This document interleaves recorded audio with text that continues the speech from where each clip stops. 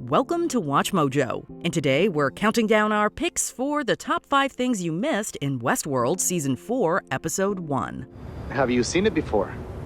When I was a kid, road trip with my parents. Hasn't changed a bit. Let me show you around. For this list, we're looking at references, nods, callbacks, and even possible call forwards in the Season 4 premiere of this HBO sci-fi series. Since Westworld is as cryptic as shows get, note that any speculation is just that. But there will be spoilers for this episode. Did you notice anything else? Like the fact that the logo for Olympiad Entertainment looks eerily similar to that of Delos? Let us know in the comments. Number 5. Christina's stories.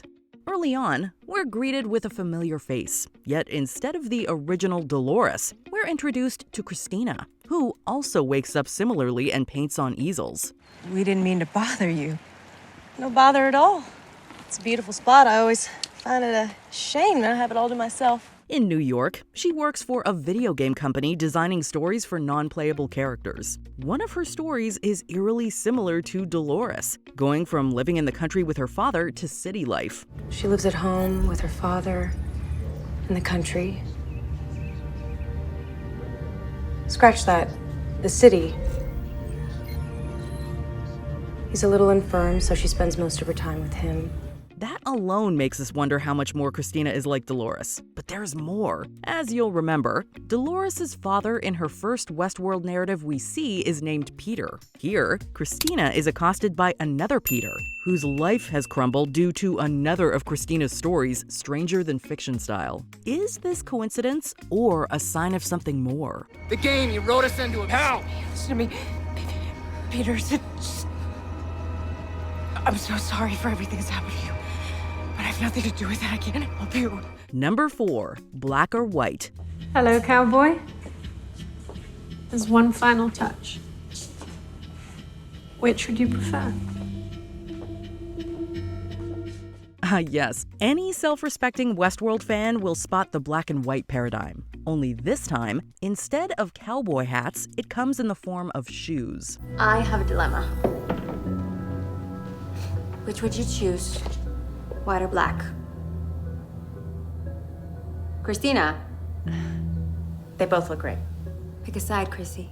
When prompted by her roommate Maya, Christina picks out the white heels for her over the black. While this may seem like an easy and obvious callback, it could foreshadow events to come. What are you wearing tonight? This? Right. It looks great. Unlike these damn bags under my eyes. I look like a zombie. The title of the episode is The Auguries, which is basically a fancy word for omens. So if we're analyzing this moment as an augury, the obvious answer is that by picking the white shoes, Christina is the equivalent of the Western hero archetype. However, seeing as Maya curiously wears black instead later on, this could hint at a villainous turn for her character. Take a look at this world. Nobody wants easy or natural. Art is a lie that tells the truth, honey. Number 3. Returning hosts. Old Westworld hosts are back, but they're not all as recognizable as Teddy. Who sent you, Colonel Brigham? I'm afraid I don't have patience to explain. Now be a dear. Close your eyes, won't you?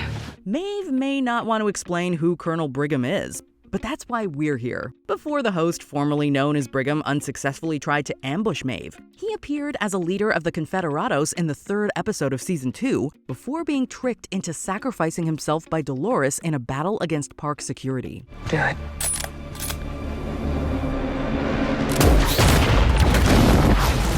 Later, Caleb and his daughter Frankie are attacked by a host before being saved by Maeve. This is the original version of Walter, whom we see in the pilot episode helping kill Dolores' family.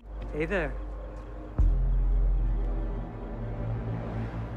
Is your daddy home? Daddy, this man wants to talk to you. And having a weird thing for milk. You're a growing boy. A growing boy.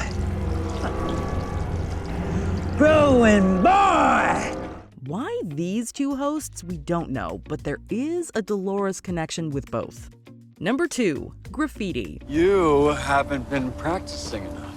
Dad!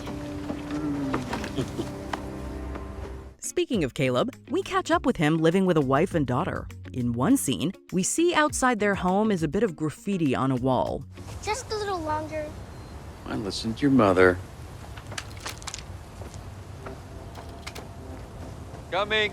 The my brain, my choice writing is certainly an allusion to the real-life feminist slogan, my body, my choice. But the sci-fi angle doesn't end there. Notice the red no symbol intersects the word brain right over the letters AI. Next to the words is an illustration of a robot controlling a child who's piloting a drone. We get the whole machines controlling machines metaphor, but some fans have noticed similarities to Banksy's famous girl with balloon artwork. We'd love to hear your take on how the themes of innocence translate here. Enough with the cowboy shit. She likes it. She's 7, Caleb. Thanks to you, her hobbies are sugar and violence. Before we continue, be sure to subscribe to our channel and ring the bell to get notified about our latest videos. You have the option to be notified for occasional videos or all of them. If you're on your phone, make sure you go into your settings and switch on notifications. Number 1, Christina's reality. Lately, I feel like someone's watching me. Well, no offense, but how? I mean, except for work, you don't leave the apartment. We're always looking for clues as to what Westworld's got cooking, but the moment that most piqued our interest was a quick one. As Christina walks to work, she passes a few men who seem way too enthused about the scenery. That's insane. This is way better than expected. This place is wild. I can't believe this is your first time. Come on.